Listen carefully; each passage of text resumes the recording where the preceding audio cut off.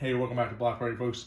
We've got for you today the Yamaha Natural Sound Stereo Receiver, the CR-820. Just wanted to go over a couple things about this.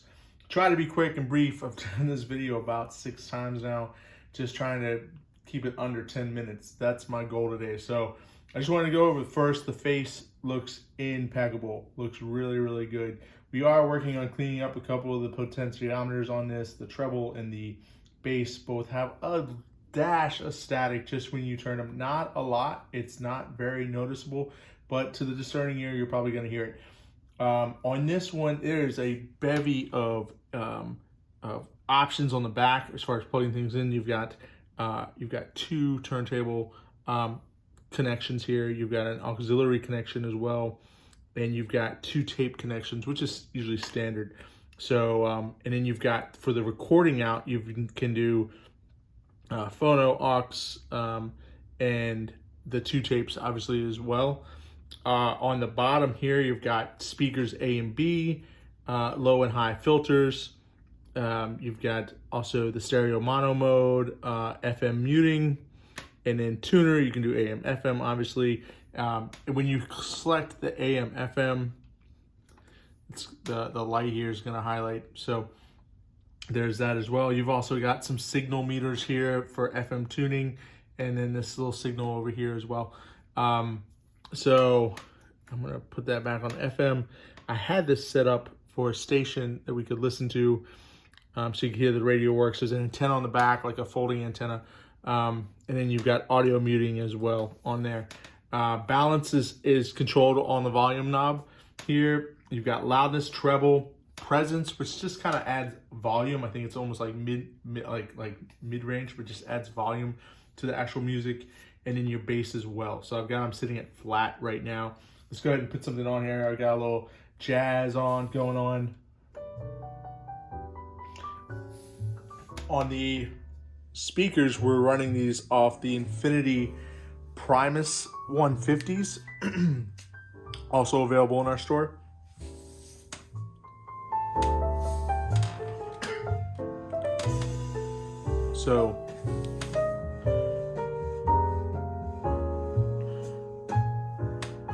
So the nice thing about the balance is it doesn't bleed between the two. So when you go to the left or to the right, all the way to the left to the right, you don't have the other channel like playing over top of it. So that's something that's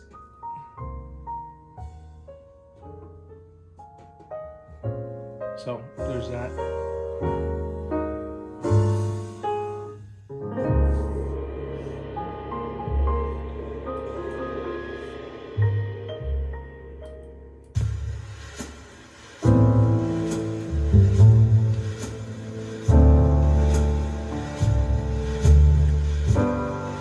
Let's go over these.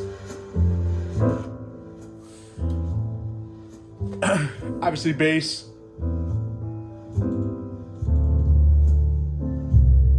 You can hear the sound difference there. I'm gonna put that back to flat. Presence, like midtones. Without any of the other ones, it's not gonna sound good. Treble. It's a little bit too tinny for me. Then you've got loudness.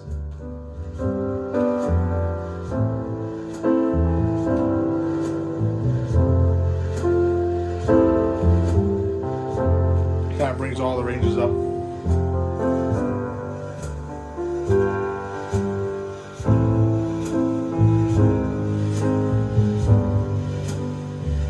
Also on the front here, you've got a 2 headphone ports here. Both of them work great. And then obviously there's also the, we'll go to the radio here real quick. See if we can get anything.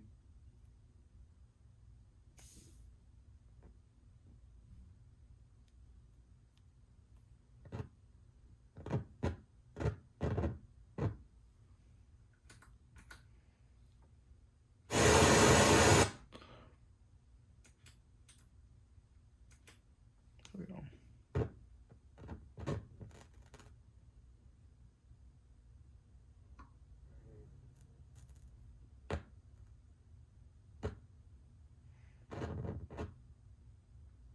5 minutes from now,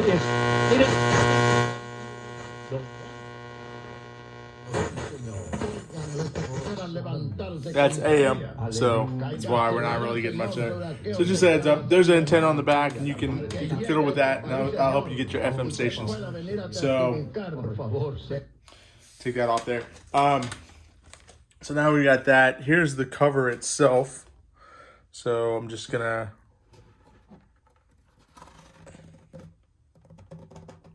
and here's the actual unit. It really is really looking. It really looks great.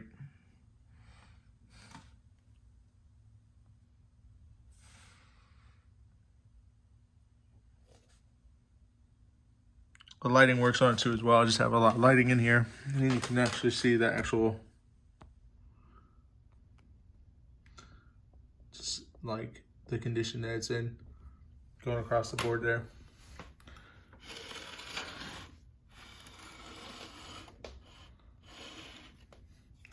Try to flip this around without causing too much tension on this. Here's the back side of the unit. So I'm using 16 gauge speaker cable. That's probably about the largest size that you can go with here, just with these clips in the back. So that's like, I just find myself pushing it in there. Works out pretty well. So 16 gauge probably is the maximum. 14 gauge probably would be a little bit too big. 12 gauge, obviously way too big. So just a heads up on that. Here's your connections as well. This is a short cable, so there's a phono, 2 phono connections. You've got grounds and a bevy of antenna and grounds over there. And here's your kind of like the Pioneer stereos too, which works great. And you've got a 240 watts and made in Japan. There you go. So if you guys have any questions, shoot me a message, and I'll try to answer them to the best that I can. Like I said, I think this is in really, really good condition. It's got, it sounds really, really nice. And we're gonna put this up on our store and go find it. The cover, let's see if I can get any more shots of the cover itself. Here's the top of it. There's the top of the cover, like I said, the sides. Also looking really good. You can see the rest of my room. We got a whole bunch of inventory we just picked up from yard sales this week. So picked this up on auction from a, it looked like it was probably a, I mean, it looks like it's picking up.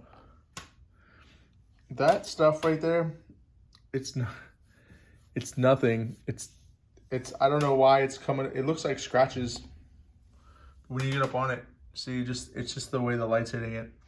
So it's yeah, just a heads up on that. Thanks for watching, guys. I'm sorry for the length. I just wanted to go over this in full, and so that you guys could see all the ins and outs and what's going on. Like I said, there's a little bit of static on the treble and on the bass when you're selecting it, but it's not major. It's very, and I can try to deox it a little bit more. I deoxed everything else. I hit all the other stuff.